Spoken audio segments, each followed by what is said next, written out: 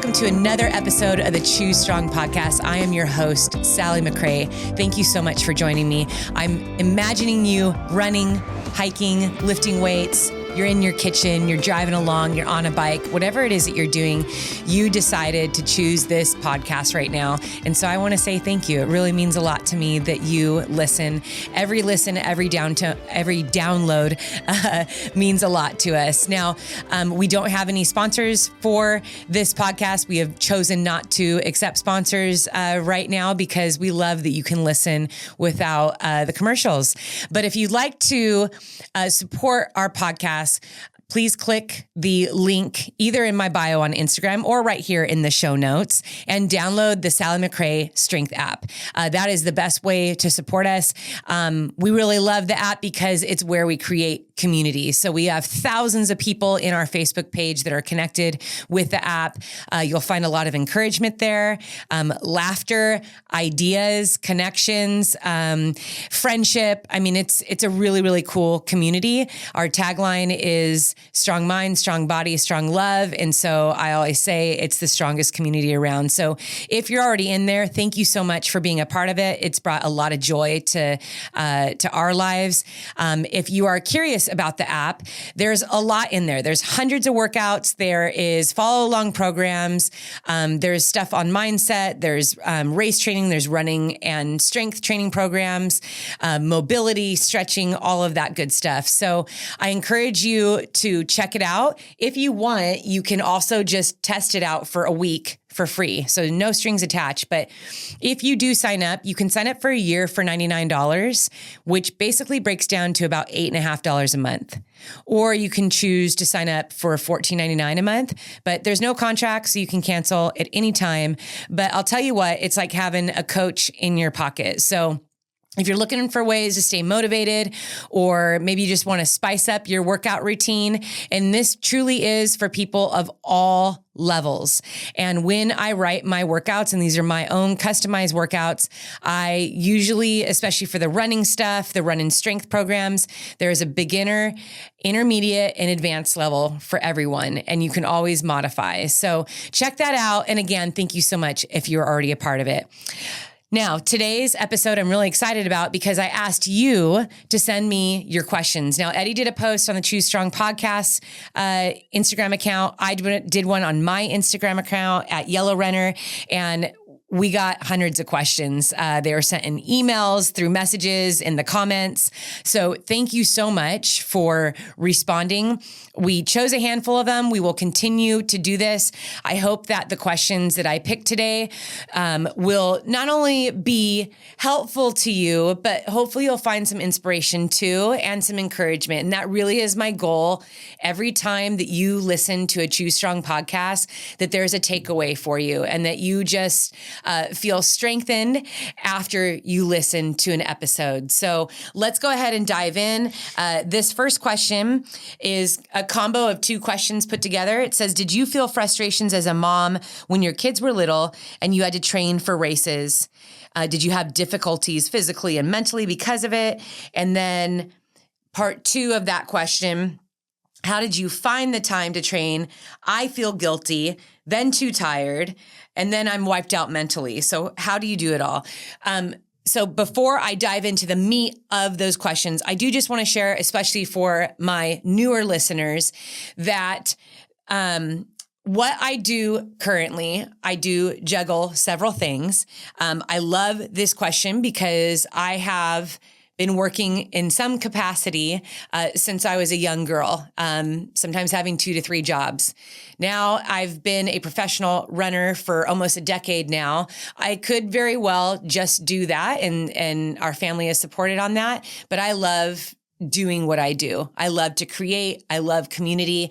I really love to coach. And so outside of my running career, we have this podcast. We created the app. I'm a coach, author, and a speaker. And so, yes, every week there is a variety of things going on, but I've also held jobs in offices, as a teacher, working for nonprofit organizations. I've in the food industry, working at coffee houses and restaurants. I've kind of had my hand in every industry. And I've worked the part-time jobs all the way to the 80 plus hours a week jobs. So I really do enjoy speaking about this because I feel like on a very small scale, I can at least understand most people. And this frustration of really when it comes down to it, it just doesn't feel like I can fit everything in. And so let me first tackle just the part of training for a race while having kids. Now, when I first started in ultras, so I had been running before I had kids. When I first started in ultras and really actually did start pursuing it as a career, my kids were babies. And being signed as a professional athlete with babies was very uncommon. So I started training for my first ultra in 2009. And my first ultra was the American River 50 in April of 2010. By January 2014, I was signed by Nike. So it was kind of like a 3.5 year journey for me that I was pursuing this dream. That journey did not look like anybody else's. And I actually did a YouTube episode on this. If you want to check it out, my YouTube channel is Sally McRae Strength. Honestly, you could just type in my name into a YouTube search bar and you'll find it. But there is, it's a back-to-back 30-mile long runs and answering your questions.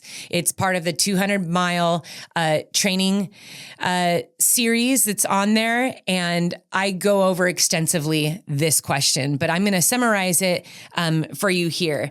And what I found when I had frustrations, and I think whether you're a parent or not, because you could also be working 2 full-time jobs and really trying to make ends meet. You might be single and not have kids and still feel like, it's really hard to get the training in and you feel mentally exhausted by the time you get home to want to do anything. So on one hand, it really is where we put our time. We all get the 24 hours a day. And for many of us, I want to say most of us, we all have busyness in our life. We all have responsibility. And so sometimes our frustrations come when we are feeling overwhelmed with what it is that we have to do and the responsibilities that we have. And maybe some of those things we don't have enjoyment in. And maybe we don't have that ability or knowledge or understanding of how can I make all this work? And sometimes that stems from comparison. So for me, my greatest frustrations were stemmed from comparison. So I want to encourage, look at the root of your frustration. So are you frustrated because you don't have all this free time to train? Are you frustrated because you always feel tired? Or is it that you're frustrated that your life doesn't look like this other mom's or this athlete or that neighbor? Is that where the frustration comes? I had to sit with myself when my kids, I think Isaiah was like 10 months old and Mackenzie was 2. And I remember sitting on the couch as Isaiah crawled up onto my belly and he was giving me these big slobbery kisses. I was having a rough morning. I wasn't able to get out for my morning run in the double jogging stroller like I usually did that morning. And my kids just weren't having it and throwing fits. And I knew Eddie wouldn't be home till like 6 o'clock at night. But that time of day is like, we got to get dinner going. And so, it's just one thing after another. When am I going to do these workouts? And then it was asking myself, is this worth it? Maybe this just isn't the season. But I knew that these ultras and, becoming a professional athlete, that was a dream I had since I was a little girl. And it was something that I genuinely really loved. And it was something that I really believed in, but I didn't want to compromise being the best mom that I could be and being present as well. And so my frustration, what I realized when I was sitting on the couch that day was that my frustration was coming from not being able to fit into a box. Because in my mind, the only way to achieve a goal was to do it the same way that I saw everyone else doing it around me. And I think many times that is where we go wrong. We become frustrated because we are comparing ourselves, or we have these ideas in our head that the only way forward in achieving a goal is to do it one way. And it's just not true. And I'll tell you what, your life as a parent, and now I'm speaking really specifically to parents here, and the children that you have are also very unique. All the little pieces that make up your family is unlike anybody else's. So the more kids you add to that, the more unique that your family becomes, the more the needs that your family has, the environment, the traits, all the things that make up your family. It's wonderful. It's wonderfully unique. It doesn't need to look like everybody else's.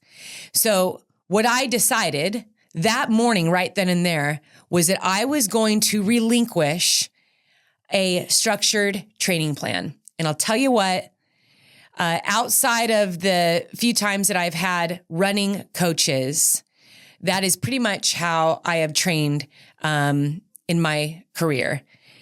Letting go of what this structure that I thought was supposed to look like and actually making a training plan that fit my life and my family's life very specifically.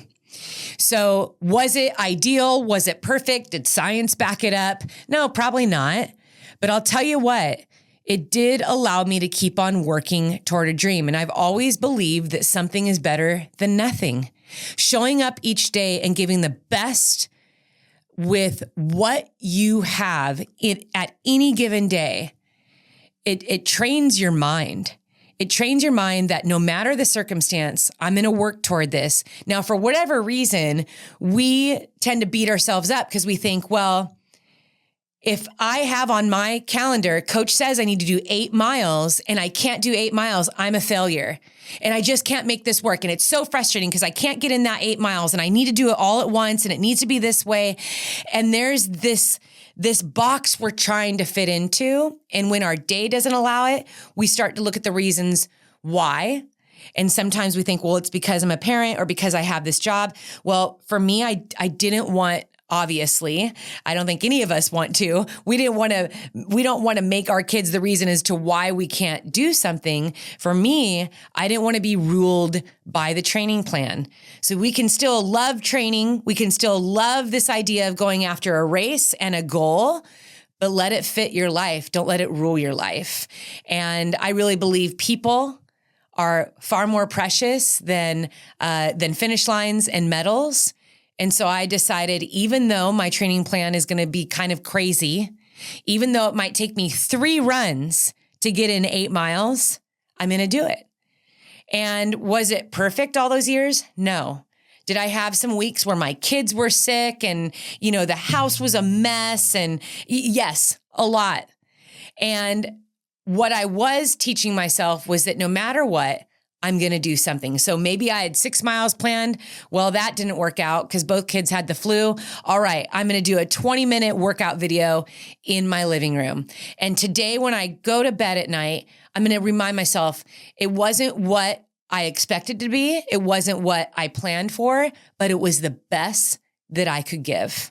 And so I want to encourage all the parents that are listening right now. Sometimes you have to let go of the training programs and that structure and maybe the other people that you're watching and how they do it so perfectly, and take a look at the root of your frustrations. Take a look at your life and all the wonderful things that make your life and your family and your kids so unique, and start there. And you'll also find that as the seasons change, your schedule will also change. And that was something that became really exciting to me, because when my kids were babies, at least one run during the day, they accompanied me. And then a new gym opened up and they had the most amazing kids club there, and it was free with these new memberships. That was like the coolest thing.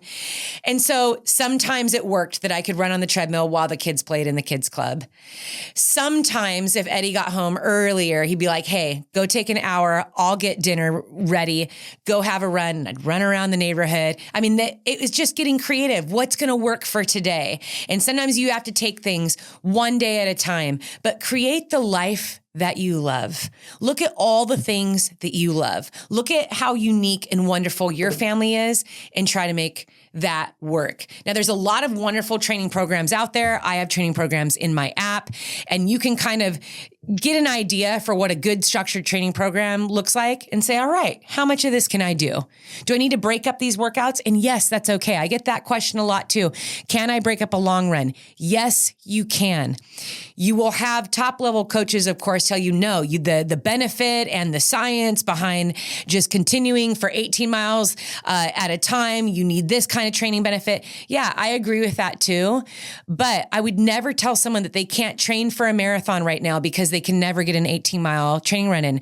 There are some parents that have, 4 kids and 9 different sporting events on Saturday and Sunday. It's just not going to happen. But can they do 5 miles in the morning and then 8 miles another time during the day? Yeah, sometimes that works.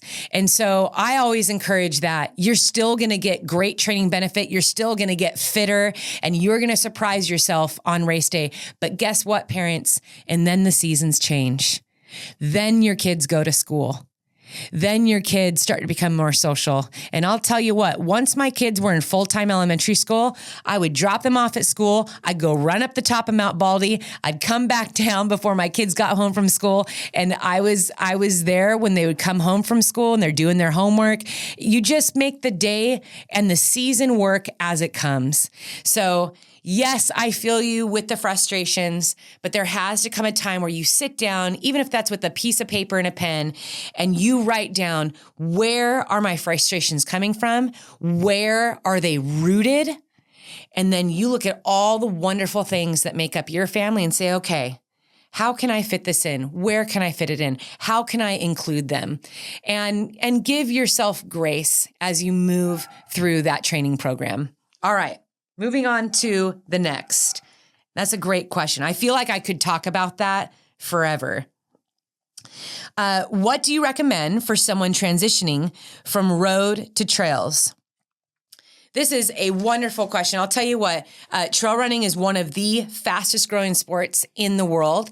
And not only does that excite me, but it makes a lot of sense too. As social media is growing, we look at these beautiful pictures, videos, films, and like, wow, I want to be out on that trail too. I want to be out on that mountain. And I'll tell you what, it is one of the greatest communities around. I love the trail running community.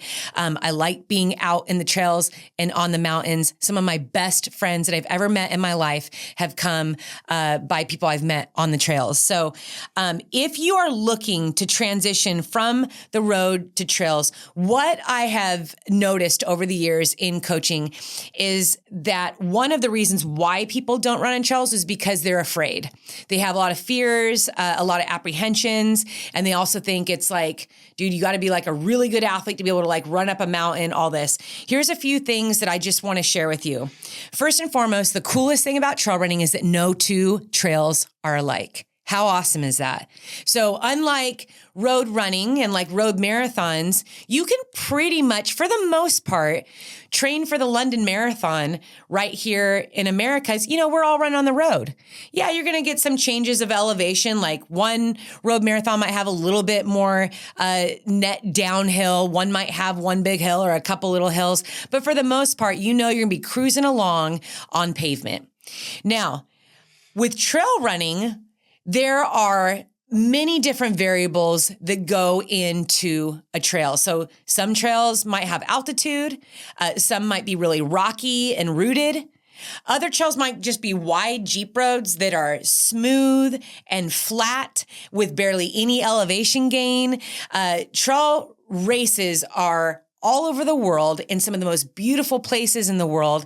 And what makes it so fun is you kind of get to choose your own adventure. Do you remember those books? So most trail running sites will tell you you're going to see a distance, and many times the races will have multiple distances. So if you like the marathon or the half marathon, 50K, 100K, 100 mile. And that's another cool thing too, is there's so many distances, and we're seeing a lot more shorter distances now more than ever.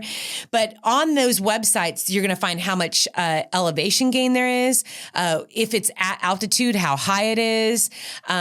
Some races will have a rating on there as far as the terrain goes. So they'll tell you, yeah, really technical for 50%. Smooth single track for 30%. There's going to be 15% road sections. Lots of great information on the race. The other thing that's cool is that you can use your trail races as a vacation. So a trail marathon is a wonderful distance. You go and have a wonderful morning, afternoon out on the trail, racing somewhere beautiful, and then you can go explore the town that you have traveled to. Now, what I always recommend to everyone, even if you're you've been trail running and you're moving up to a distance or you want to try something new, is to become a student of the sport. There is so much great information out there. Watch the YouTube videos. There's great books and articles, podcasts that talk about trail running. What was the most helpful for me was watching videos. I'm a very visual person, so I loved watching races. I liked watching training videos. And then, of course, podcasts have always been really helpful too. So become a student of the sport. Now, I don't know where this person lives who asked this question, but one of the things that I felt when I first got into trail running was I did have a lot of fear of running on the trails. In fact, I didn't do much trail running my first couple races because I was so terrified of animals. I had a very deep fear of animals, also a very deep fear of the dark. And so I had a lot to overcome, and I have over the course of the years. So I really understand when people have apprehensions about going on the trails. But let me tell you what I did. I live here in Southern California. We have access to giant mountains, great trails, both coastal trails. We have canyons. We have trails that run along the ocean. Really is a great backyard for trail running. So what I would do is before I would go hop on a trail is I would go online and I'd research that trail. And when I say research, I would study everything from crime rate, animal activity. I'd look at any pictures I possibly could. You can go on the All Trails app. This is one of my favorite apps to use. It's like Yelp, and I've used it all over the world. You open up this app and it basically, it picks up your location. It tells you all the trails that are around you. And the cool thing is it tells you the difficulty, tells you how long the trail is, gives you driving directions, all these reviews by people who've done the trail. There's tons of pictures. It's really awesome. I highly recommend it. So when you're first getting onto trails, research all that you can. Really become a student of the sport because it is different from running on the road, but it's so freaking fun too. It really is like an adventure because like I said, all the trails are different and you really can pick what you like. So you might want to trail run, but maybe you don't want to be at altitude and you don't want tens of thousands of feet of climbing. And that is totally fine. There are a ton of trails all around that aren't in altitude, that don't have steep rocky climbs. So, educate yourself. The next thing that's important to know is just at the heart and the root of the trail running community is a great love for nature, a great respect for nature. This idea of disconnecting from noise, from media, from our phones, and being able to be quiet and listen to the sound of our feet as we run for a couple hours with a friend and have this uninterrupted conversation. It is such a gift. And so being able to dive in and understand that side of trail running will make you appreciate it so much more because there's not a lot of moments or places that we get to do that in our everyday life. I mean, when was the last time you had an uninterrupted conversation with a friend for 2 or 3 hours? How awesome to do that on a trail or as you make your way up to the top of a mountain. It really is something special, and it really has helped me understand why so many great friendships are formed out of the trail running community and why they just become some of the coolest experiences in life. So educate yourself, research your local trails. If you live in the middle of a city, let's say you're just down New York City, and you really do want to do a trail run, you absolutely can. Not everyone lives at the base of a mountain. Not everyone lives, like where I'm at, I can kind of run on any terrain. I can get to a giant mountain, Mount Baldy, within 40 minutes of my front door, a 10,000 foot mountain. Not everyone has that luxury. And so I don't think that should be a reason why you don't do a trail run. But I would say this, utilize a treadmill, start doing some uphill hiking, some uphill running just to get the legs strong. Highly recommend strength training too. Like I said, download my app. It got a lot of strength and run workouts in there that'll help you get stronger. But know that if you are fit, and you train yourself, you dedicate yourself to that training, whatever that looks like, you can go after any trail race you want to. So, and I wholeheartedly believe that, before I did these 200-mile races, I just did Cocodona 250 in May.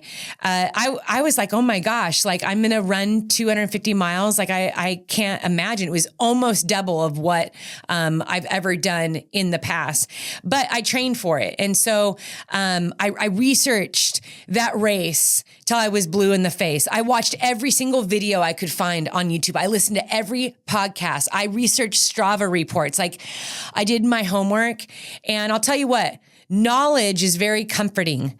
Knowledge is a very powerful tool when you're starting something new. And so allow yourself to gain that knowledge as you transition from the road to the trail. And as far as a specific race, gosh, there's so many races around. Get on ultrasignup.com. You can look up races all over the world. There's filters in there that you can say, what state or region of the country that you're from, what distance you're looking at, and a whole list of races come up. So hopefully that is helpful. I'm very excited for you as you transition. It's a great idea. If you're wondering, wonderful idea to try a trail race. Next question, what do you do for your mental health? I love this question, and I think it's something that has become more and more talked about. I'll tell you what, even 10 years ago, we didn't talk so openly about mental health. And I believe that mental health is so important just for our everyday lives. And one of the things that I learned early on in my life was that movement and getting outside in the sun was very healthy for me.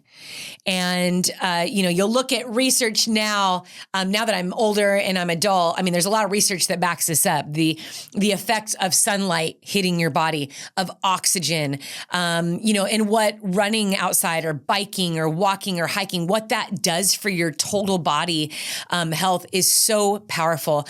I really believe that we were meant to move in whatever capacity that looks like, to step outside into fresh air and move our body is very powerful. And I believe it's necessary, and it makes us feel so much better, regardless of the season we're in. So the things that I'm going to share with you are things that I have done for most of my life. And I'm just going to touch very briefly on these things as we have a couple other wonderful questions. So top 5 things that I do for my mental health. One of my favorite things to do is to spend time with my husband, Eddie. And several times during the week, we get up early in the morning, and we live about a mile or so from the Pacific Ocean, which is such a gift. And we'll get a cup of coffee and we'll walk a few miles. And it is one of my favorite times of the day, of the week. It's something I look forward to because we just talk and share. And sometimes it can be deep, and sometimes it's just really light and funny. And but moving our bodies together in that morning sunshine, having a cup of coffee, and just being side by side and just sharing freely has always been something that has helped me work through things in my life. Eddie's been my best friend since I was 18. And so I'm very grateful for his friendship. We've been married for a very long time, but we have an amazing friendship. So I think the second one is very closely related. I spend time connecting with friends. We don't need to have a lot of friends in our life, but wow, you got one or two good friends, it's very helpful. It's encouraging because sometimes we just need to talk out loud about what's going on in our life, both the highs and the lows. It's good to share the victories and the excitement and the joy with people. And it's good to have people that you can be honest with if you're struggling. And I made some incredible friends at Biola University. 25 years ago. And those people are still my best friends today. And so those two things are very powerful. The other thing that I do that I've done since I was a little girl is write. I have boxes full of journals. I've written about my life for as long as I can remember, unabashedly, pouring out my heart, writing poetry, writing my thoughts, drawing pictures. Writing has always been a very powerful outlet. And sometimes I even bring little tiny notebooks. I love the actual pen to paper. Sometimes I'll write on my phone in the little notes app, but sometimes I'll sit at the top of a mountain and I'll write. I love to write. And then I go to the mountains. Spending time in the mountains and completely disconnecting. So no music, just listening to the sound of my feet. I love to pray when I go to the mountains. And that's the most powerful thing that I do for my mental health is I spend time praying and really just thinking about life, meditating. And sometimes that time needs to be a space where I just go and I count all the things that I'm grateful for. I think that has always been a really rejuvenating thing for me is just to go and count all the things that I'm grateful for. And I know that even in some of the hardest times in my life, there's always something to be grateful for. And sometimes it's just that ability to be out on a mountain, praying and meditating that. I mean, that's what a gift to be able to do that. Right. So, I take my mental health very seriously and my quiet time seriously. And any time I get to break away is just such a gift. But I know just kind of touching back on parents and people who are working, 80 hours a week, that sometimes that's not easy to do. But I would say it is also so important for you that even if it's 5 minutes, and maybe it's choosing to wake up 10, 15 minutes earlier just so that you can have that quiet time to meditate, to pray, to think, to journal. Life goes by so fast that sometimes we can become very stuck in a cycle and we start to just do the same things over and over again. And we forget to look not only at our progress, but also where we're going. And sometimes you got to sit down and just on a piece of paper, write down, okay, what am I doing with my life right now? What is it that I want to do? And how am I going to get there? You have to allow yourself to have steps in place to get from point A to point B. And sometimes when you ignore all those things, you can kind of get yourself in a funk. And, I've counseled and talked to many people over the years who are unhappy. And sometimes it's because of losing their way and not taking those mental health breaks to think about life and the value in their life and where they're going and the purpose of what they're doing. So all those things are so important. And I'll tell you what, I love the opportunity to kind of go through all of that and to think and to meditate and pray, when I'm on the mountain, and also to talk through that stuff through with friends and Eddie. Very grateful for Eddie. What was your training like for your first ultra? What would you tell your younger self? And how long did it take you to get comfortable with running far? Great questions. When I was first introduced to the world of ultras, my first thought was, oh my gosh, I can't believe that people run 100 miles. I mean, that was the distance that really pulled me in. And being the curious mind that I've always had, I thought, if they can do it, I can do it too. What does that feel like? What does that look like?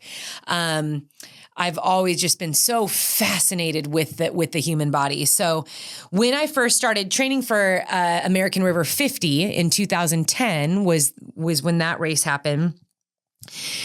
I knew a lot about training for marathons. There wasn't a lot out there for how to train for ultras. In fact, anything I found online was pretty odd. And because I was a trainer and a coach already at this time, not of ultras, I understood how programming went, how you progressively build into something. All of that made sense. And so what I found online, I was like, this is really weird hodgepodge type training. Like, this doesn't make sense. So I kind of just followed more of a logical path. If this is how you train to build up to a marathon, and really I'm training up to build up to 24 more miles, then what I will do is basically just take a marathon training program and tweak it. And that's what I did.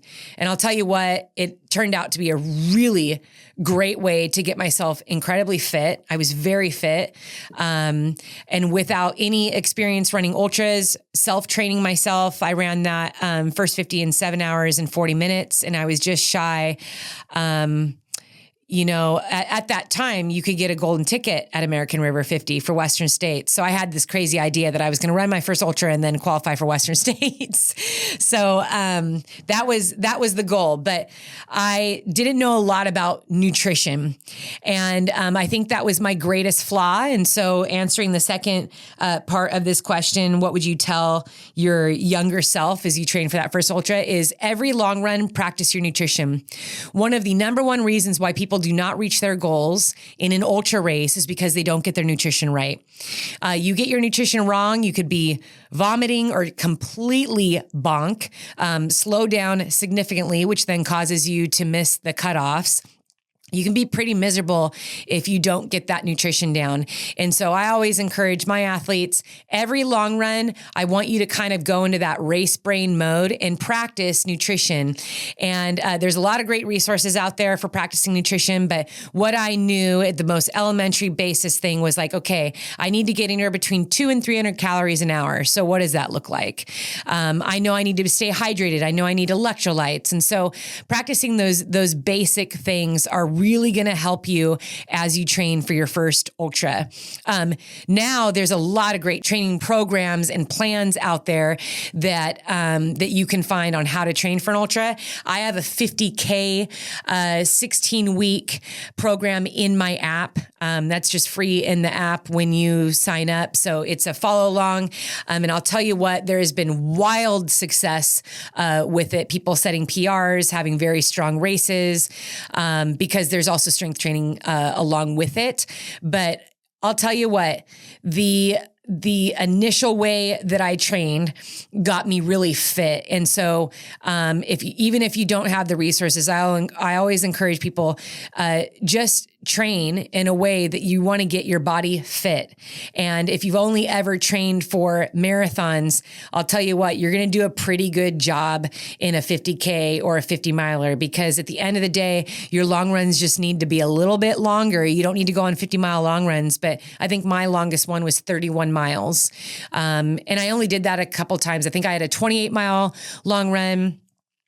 I had a 26 and then a 31. And that was it. Those were the longest runs that I did before race day. And it went really well. Was really excited. So how long did it take for me to get comfortable running far? Well, that was years of consistent training. Because those first couple years, 50 miles wrecked me afterward. My first 100 miles wrecked me. My first 100 miles actually finished with a stress fracture. I realized that halfway into the race, went straight into crutches. I still really wanted to finish that race.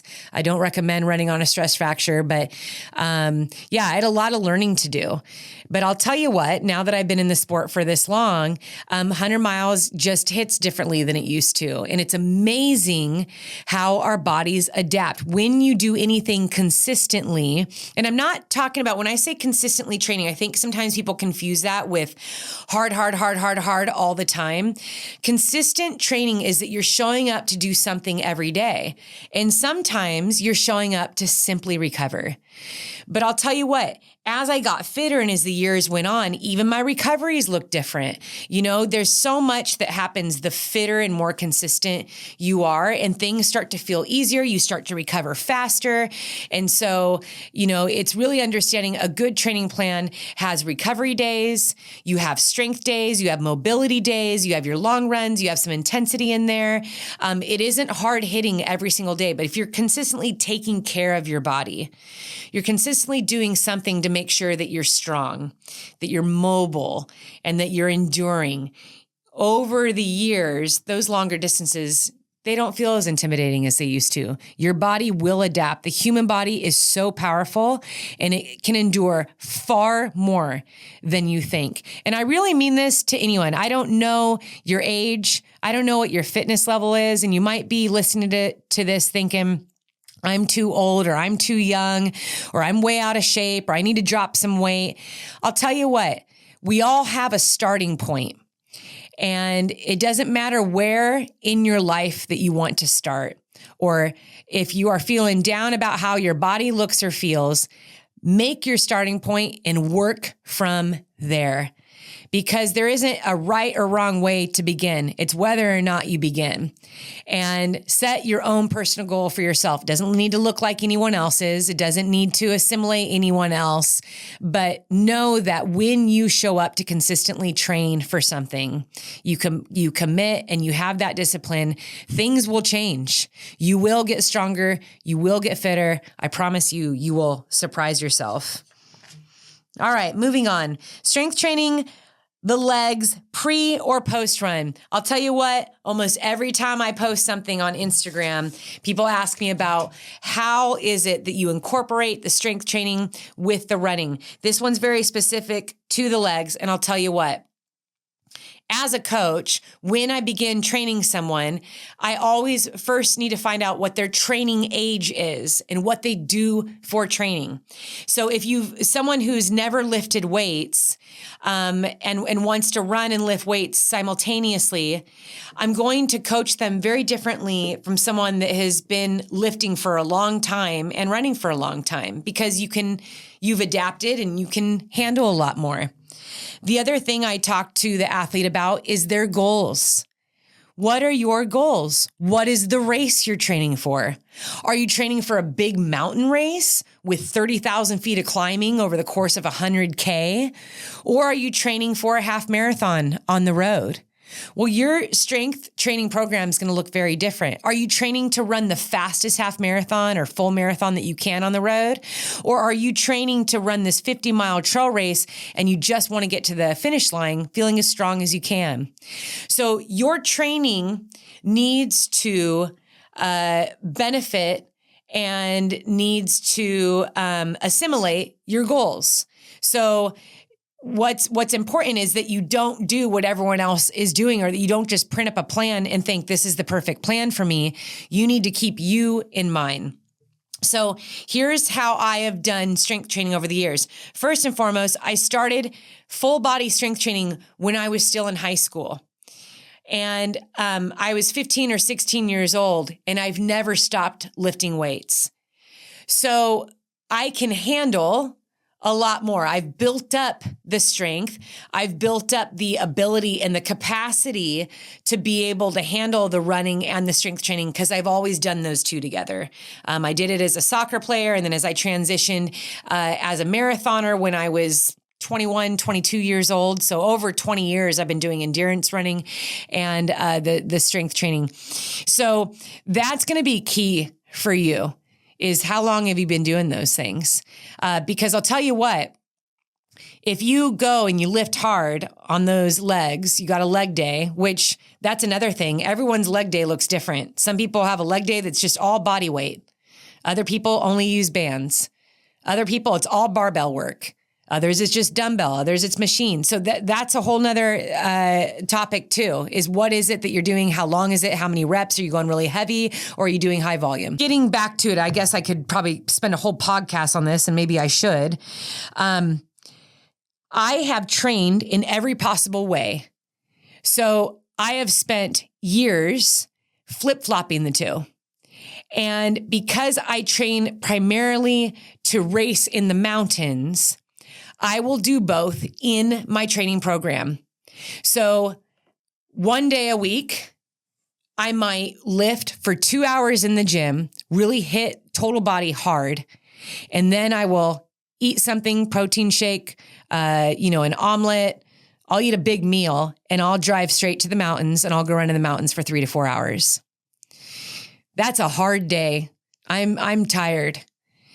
The effect that I was wanting in the mountains was to run on tired legs.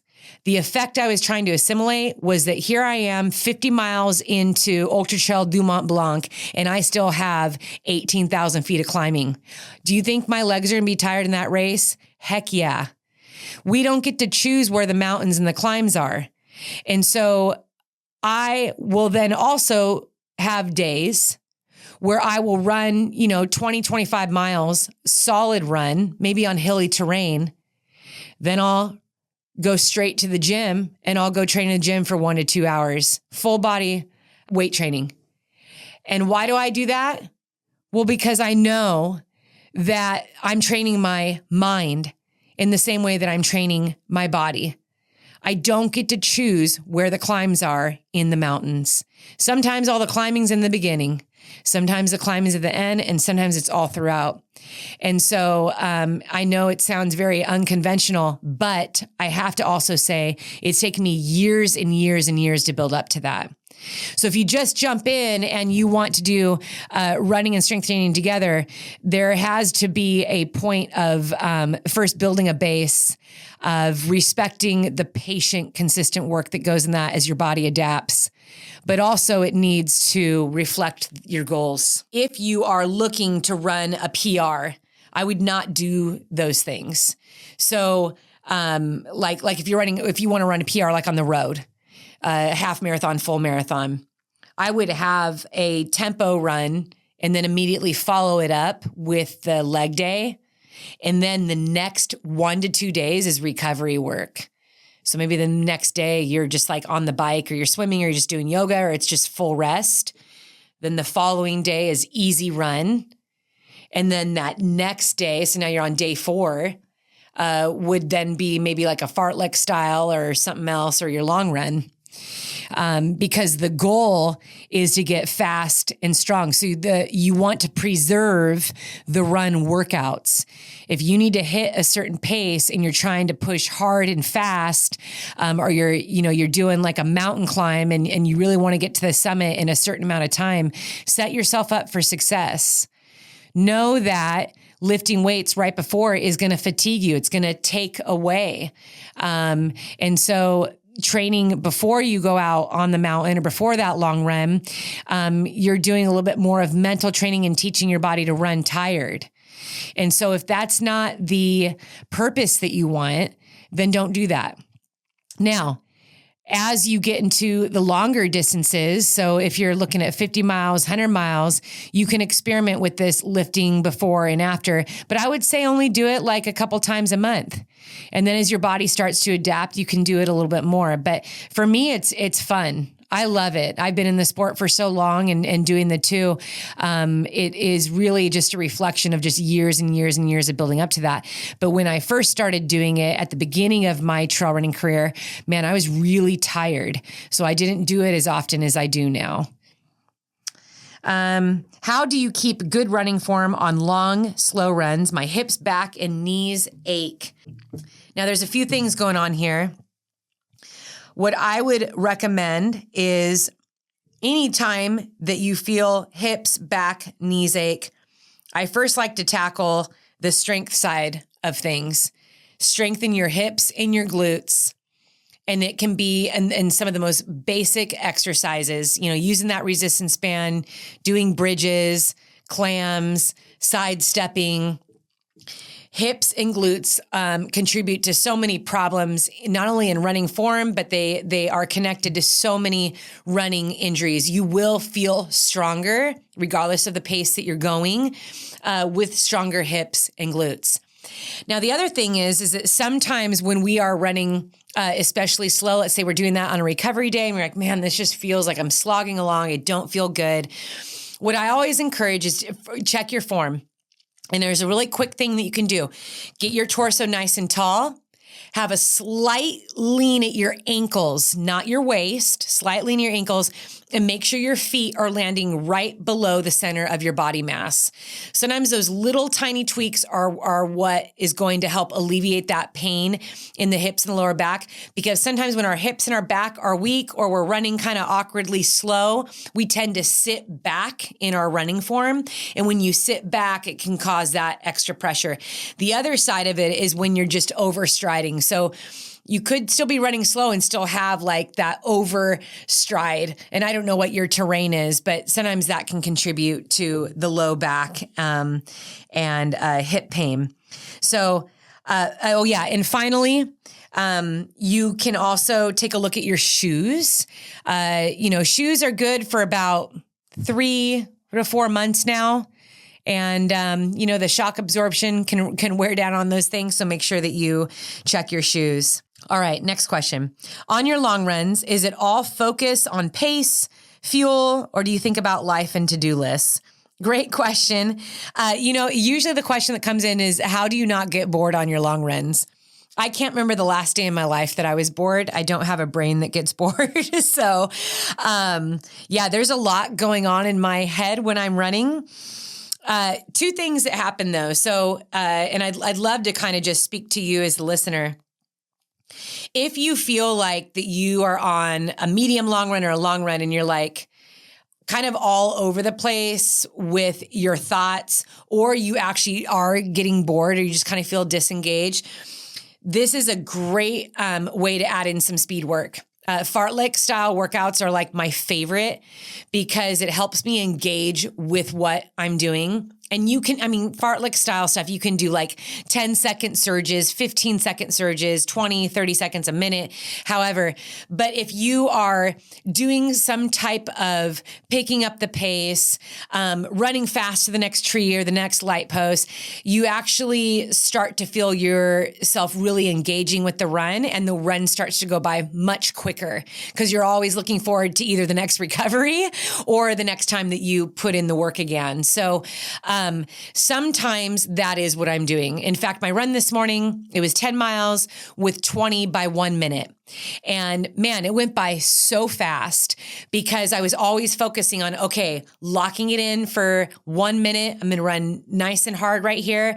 And then I was really focused on, okay, I get this much recovery. I'm going to focus on the recovery. Okay, here we go again. And that keeps me engaged. Other times, especially when I'm in the mountains, like I said earlier, I'm thinking about everything. I could be writing a chapter in my book.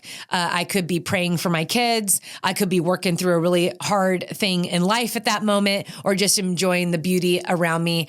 Sometimes I'm planning what we're going to have for dinner. So I do love that no matter what, regardless if I'm engaging with a workout or I just have this quiet time to think, man, what a gift. What a gift. It's uninterrupted. That running time is just so special. And if you're listening and you're not really into the running, I say the same thing for walking, hiking, and biking. When you do that one activity that's propelling you forward, there's only so much distraction that you can have, right? And so being able to have that time to think is really special. And sometimes I'll listen to podcasts too. I love podcasts. I love books. I love Audible. And so sometimes I'll listen to books too. So really love that runtime to do all of that. Work on the mind. All right, here's a fun question. What is your coffee order? I'll make this one short. My go-to is a hot Americano, and I like to add that heavy whipping cream in it. It's like the heavy cream. So good. So that's my go-to. If I want like a foo-foo drink, then it's going to be a vanilla latte made with either almond milk or oat milk. And I'll tell you what, I love coffee, and it's really hard for me to pass it up. If someone wants to meet up with me for coffee, that's like my favorite thing ever. Coffee and a walk is just like the best date ever. There's nothing I like better than grabbing coffee and going walking. I love to walk. So yeah, there's my coffee order. Okay, Last and final question, and this is a great question. I was really happy to end with this one. I really think this is something that we can all be encouraged by and take away from. So I'm really grateful that this person wrote this. When did you realize the strength inside you? Do you think we all have this kind of purpose and power within us? All right. So I love this question because a very loud, firm yes. I do believe that every person has purpose and value. Now, unfortunately, we don't live in a world where everyone feels that way or where it's communicated to everyone. And it breaks my heart, knowing that. I know people in my life who don't feel like that. And I know there have been many seasons in my life that I didn't feel like that, which reminds me, please make sure you get my book, Choose Strong. There's some stories in there that really touch on this topic. And I'll talk about my book a little bit later. But I had an awesome mom who told me over and over that I was strong. And I'll tell you what, like I wet the bed until I was in middle school. I was a very, very much late bloomer. I took a really long time to grow. I didn't really grow till I was at the end of my sophomore year, beginning of my junior year in high school. I had a speech impediment. It was, but I was physically strong. Even for a little girl, I do remember feeling physically strong. I was pretty good in most sports. I was fast. But this idea of being strong when I was a little kid, that's all that I understood it to be, was that it was physical. And I think that even today, a lot of times we associate strength with the appearance. And the greatest strength comes from within. It's been there since day one. It's really been the inspiration for the phrase, choose strong. I believe that we all have the ability to choose it. And it isn't always easy. And this tagline, strong mind, strong body, strong love, when strength is rooted in love, you can do some really powerful things in your life. And the first 18 years of my life, as I said, you'll learn about that in my book, Choose Strong. I had a lot of seasons where I didn't feel strong. And I think that a lot of that was due in part because I was believing a lie. And for whatever reason, I know that maybe you yourself or someone that at some point in life had somebody tell you that you aren't valuable or that you don't have anything to offer. And maybe you do that to yourself. Maybe you don't think that you have any talents or gifts or anything to offer the world. Maybe you put yourself down because you don't think you're smart enough or attractive enough. And it's really easy to turn inward and believe that we are not valuable for a long list of reasons. And belief is incredibly powerful. If you don't believe in yourself, your value, and that you have a purpose for being here, life can feel really glum, depressing, actually, hopeless. So here's something I want to encourage, because I really believe every person walking on the planet has a purpose for being here. No one can determine their outcome. You simply don't know what awaits you at the end of your life. I mean, you don't know what awaits you tomorrow. When I think back on my life, on some of the most wonderful days, like I remember the day that Nike contacted me and offered me a contract. There was no way of telling that was going to be the day. I had no way of predicting that they were going to reach out. They literally reached out to me out of the blue. I was in shock. I actually didn't believe it. That's how shocked I was. I had to send it to a bunch of friends to validate it for me. But that's a special day I'll never forget. in the same breath, there have also been some very horrible, horrible days that when I woke up that morning of that horrible day, I had no idea it was going to be one of the worst days of my life. And so when we understand this, that we cannot predict or understand, read into the future or the outcome, on one hand, we can find hope in that. Because the only way that you are going to be able to understand and live your story is by actually living it. You discounting yourself before your story is over, it's unfair. Only you get to live your life. Only you can feel, think, and say what you say. Your value and purpose was there from day one. And I sincerely apologize if you had someone in your life who made you believe otherwise.